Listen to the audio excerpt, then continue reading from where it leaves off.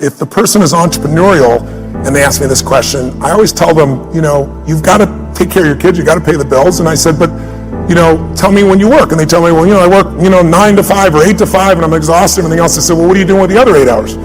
Because that's what I did. I worked as a janitor all night long, middle of the night, everything else. I could compress time there because it was based on results, not time. So if I could do a great job in shorter time, I had that time. But then, what I start doing between, 7 o'clock at night and 2 in the morning, which is pretty much the time I worked, that's when I was developing myself, getting the skills, learning, educating, starting the business. So I think people just have to realize it's a gut-wrenching process. Entrepreneurship is not for everybody. Most people fail in entrepreneurship. The vast majority fail. 96% in 10 years, but what happens after 10 years? All clear sailing after that? Anybody remember Lehman Brothers? They ran a century. They had gross revenues over a century of more than $1 trillion with a T dollars. That's what went through their bank accounts over that century, and they're gone. So I don't think it's right for everybody. I think you have to really be clear, is your personality the right personality if you're going to begin in this area? And then if you're going to work for somebody else, you can still become financially free, but that means you got to stop being a consumer and become an owner of under entrepreneurs. You want to own businesses, right? Get out of just being, don't just own an iPhone, own the company, but not just Apple, obviously. But how do you keep your energy up and your enthusiasm up? How do you do it? I'm wired for it. It's my nature to some extent, but also the other part is I get to see results. I mean, who here has been touched by my work before? I'm curious. Anybody in this room? So look around the room, and how's it hard to be inspired when I'm in a room and a third or 40% or 50% have used my work? And so people come up to me every day, dozens of people a day if I'm traveling, and they tell me the most amazing stories. Outside my children and my wife, that's probably the greatest gift of my life. I never get tired of hearing it, and it just makes me want to deliver more, give more, have more impact. You get the last word. Tell them what you want them to know. Well, if you're entrepreneurs out there, here's what I'd say to you. I'd say, don't be so damn hard on yourself. I know that sounds counter to being an achiever, but when you're beating yourself up, you're sucking out the energy you need to move forward. It's kind of like, I always tell people, there's so much energy. And I've built mine. I do a lot of things to build my energy to be incredibly strong and have really strong endurance, because to me, energy is life. If you don't have strong energy, you're not going to do anything. But even after we look at that energy, it only goes so many places. So if your energy is being caught up, if you take energy in a business and you pour it into external marketing, going out and reaching people and adding value, that business is going to grow. But if there are inner conflicts in that business between people, then the energy is being sucked in here and less energy is going out there, the business is going to have problems. That's also true of you. If you allow your disappointments to create these inner conflicts and fears and you let them run wild within you, they're going to suck the energy out you need to go to the next level in your business. You have to discipline your disappointment now. Mine is the 90-second rule. So watch this. Try something real fast. Look around this room. I'm going to give you a test. Look around this room and see everything that's brown. I'm going to test you in a moment. Look behind you, look around you, look at clothing, look at people, look anything that's brown.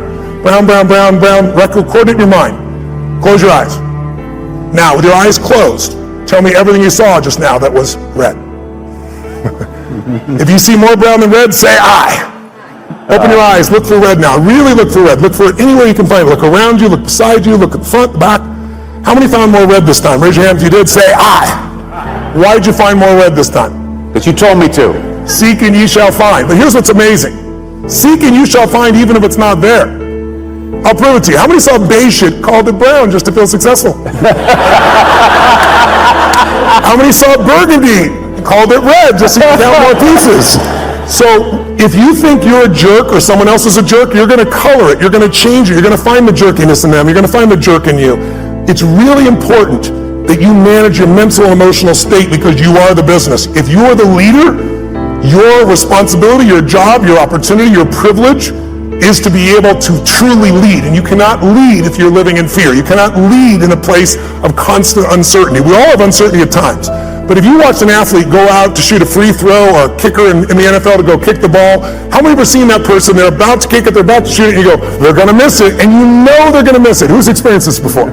How did you know? You could see in their body that they're missing the core ingredient, absolute certainty. You can have the great skills in the world, but when you lose that certainty, the athlete goes down. That's usually when I get the call. I got to rewire them and get them back where they can execute at that level. So be kind to yourself, as corny as that sounds. Not to be kind to yourself, but so there's more energy available to solve the problems and to build the business and to meet your mission.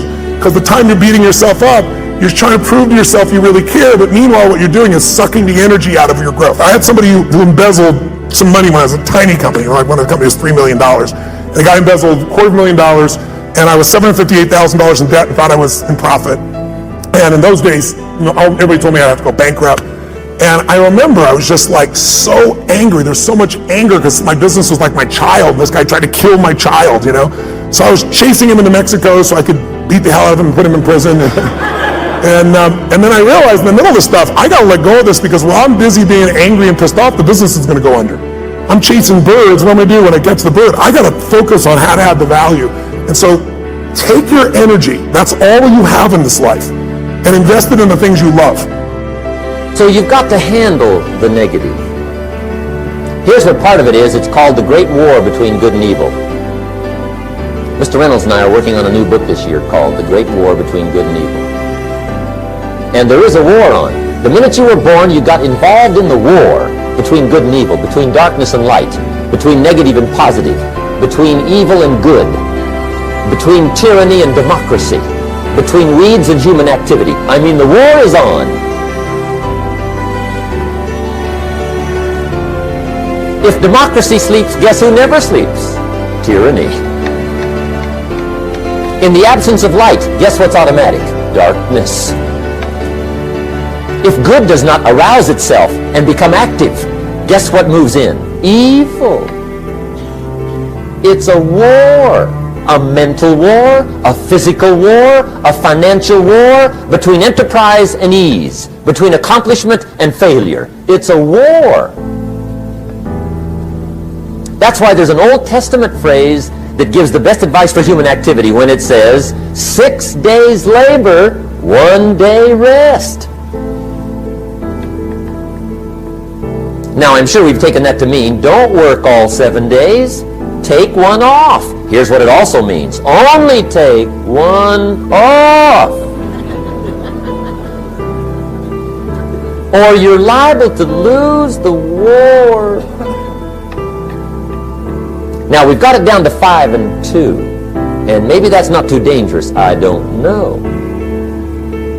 If God would have thought of 5 and 2, he might have made it 5 and 2. I don't know. You can't think of everything. But here's what it does mean. Enterprise is better than ease. If you rest too long, the jungle overtakes the village.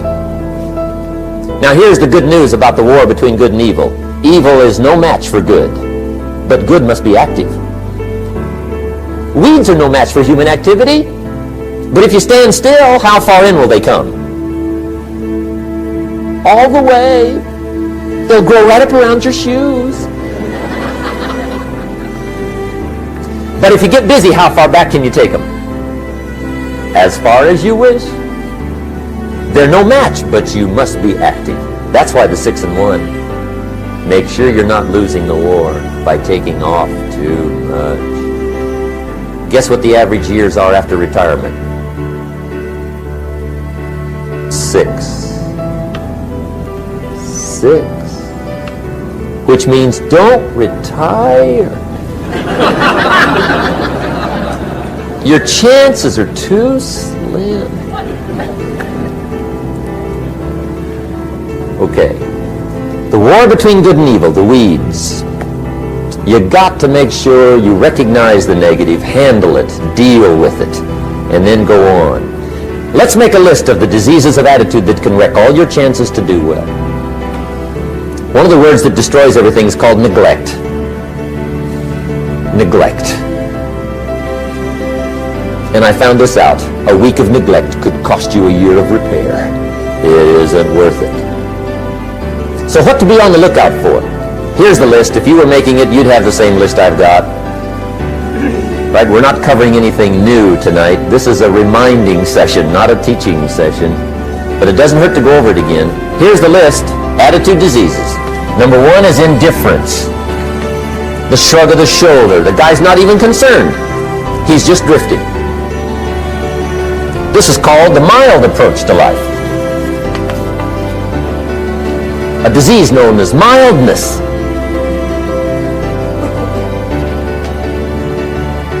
The guy says, well, I can't see getting all that worked up. Well, to be any kind of winner, you got to get worked up. There's one problem with drift. You cannot drift. to the top of the mountain. And the good Lord said in the closing chapters of the Bible, here's the best way to live, one way or the other. That's best. Hot or what's next best? Cold is next best to hot.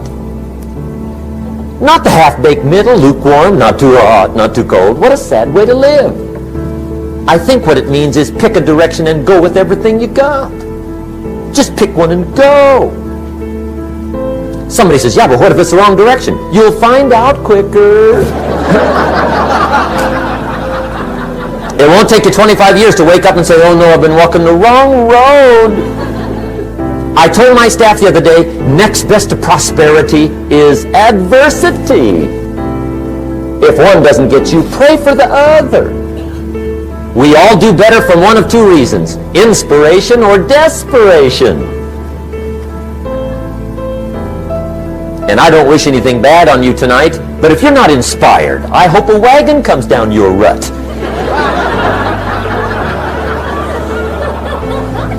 Whatever it takes to get you to try harder, read more, set your goals, and go for it. Somebody asked me one time, what quality would I pick if I wanted to work with somebody? And you know what I picked first? Number one, strong feeling. Please, number one, give me somebody that feels strong. About most anything, I don't even care. Just so they believe it. Even if they disagree with me. Wonderful. Just so they disagree vigorously. I'm not saying it's easy to win those kind of people to your point of view, but I'd rather do that than to try to resurrect people from the dead. Pump them up every month. Pump them up, pump them up. I pass.